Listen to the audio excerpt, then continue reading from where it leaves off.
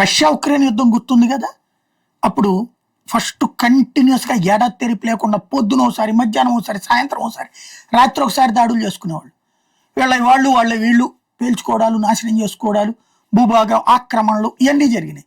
అప్పుడే Donetsk, Luhansk, Zaporizhzhia, Kherson ఇవన్నీ ఆక్రమించుకోవడం ఇవన్నీ జరిగింది. బట్ ఆ తర్వాత చూడండి నిదానంగా ఇప్పుడు అప్పుడప్పుడు దాడి చేసుకుంటున్నారు. కనీసం రోజులో ఒకసారి కాదు, వారంలో కూడా కాదు, నెలకోసారో ఏమో.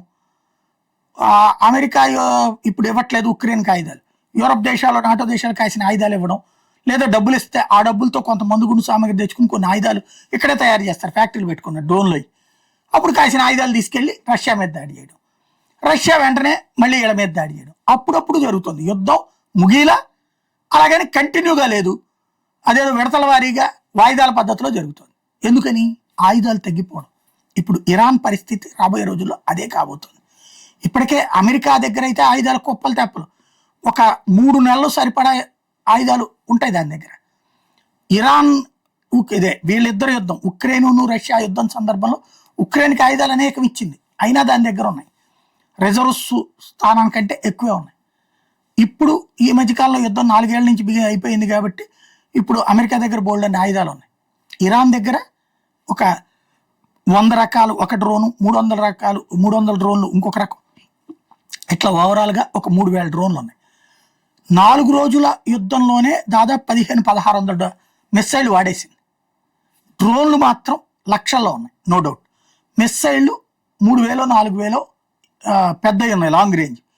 ఇది 100 కిలోమీటర్ల నుంచి 1000 కిలోమీటర్, 2000 కిలోమీటర్ల దాకా. మిగతా అన్ని చిన్నపాటి మిస్సైళ్ళు, అవి దారిలోనే ఇంటర్సెప్ట్ అయిపోతాయి.